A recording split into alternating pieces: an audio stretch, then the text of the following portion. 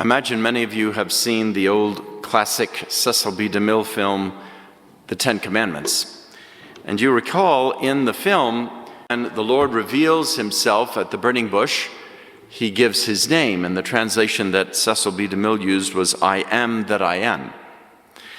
And one family watching this film, after it was over, the little 4-year-old daughter, Melissa, kept going around the house the rest of the day saying, "I am not that I am not."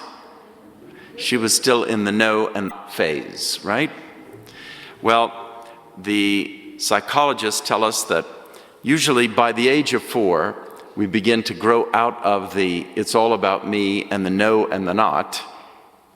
And some of you parents are shaking your head, no, they're still in that no and the not and the all about me. In fact, there's some 40-year-olds and 80-year-olds, right, that haven't gotten over it. Well, so we saw in the two brothers. This was probably a setting because Jesus is giving parables about the vineyard. The setting here is that when the vineyard is ready for the harvest, you cannot delay. You try to push it as long as you can, because the longer the grape has a chance to develop, the longer, the better the taste. But if you wait too long, there's the great danger of losing them.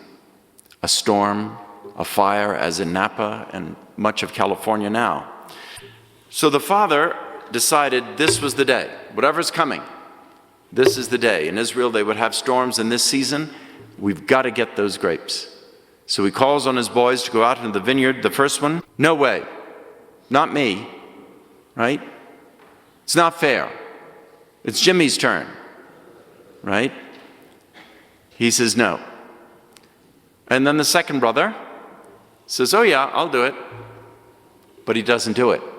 Do you ever ask your children to do something and an hour later it hasn't been done? Right? So that's the case. But the first boy has a change of heart. So sometimes that child that may be resistant, once he or she thinks about it, has a change of heart. Let me tell you about a famous Catholic. Thomas had a tragic loss of his parents. By the age of 16, he was an orphan. And as you might imagine, Thomas became quite rebellious. By the age of 20, he joined the Communist Party here in America. But by the age of 23, he found Christ. The age of 24, he was a reporter at the New York Times, and by the age of 25, he abandoned it all to enter a Trappist. Thomas Merton, perhaps you've heard of him.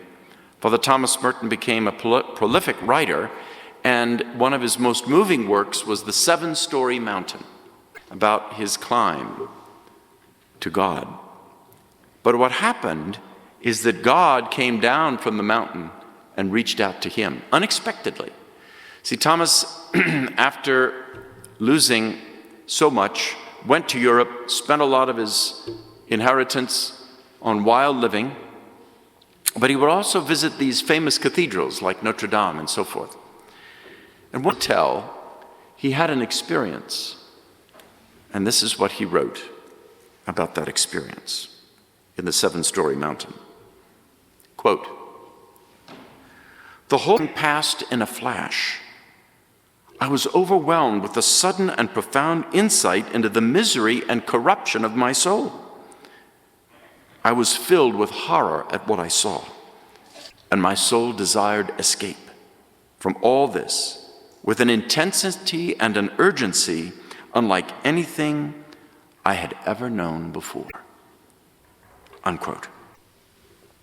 He then talks about praying as he'd never prayed before in his life. He prayed from the heart because he had had this illumination of his soul. He didn't ask for it. It came. And sometimes God works that way. Somebody else is asking for it. Somebody else is praying for us, and then we get the grace. And he realized the misery in his soul, the corruption in his soul, and he turned to Almighty God And oh, what a turn he made. What a conversion. As I said, he entered a Trappist monastery and became a great writer and defender of the faith. You know, political theorists long ago came up with the way to have a revolution. And oddly enough, they use spiritual means. Listen to this. Okay, the first thing is that they sow radical discontent in person and the people. You have to sow this discontent from underneath, right? Build it up, build it up. And then the second step is that there's a trigger point, some event that triggers the anger that's been seething within for the revolution. And the third point is action. They must take action. Actually, the spiritual principle for the revolution that we need for the soul. They've stolen it from God. The revolution that the soul needs, number one, is radical discontent with my sinful life. The second is there has to be some trigger point. For example, what he had in his hotel room is where it happened. He had a recognition of he was living and that had to change. And the third point, of course, was the action where he repented. He confessed the sins of his life and began to lead a new life. That's the revolution of the soul that we really need.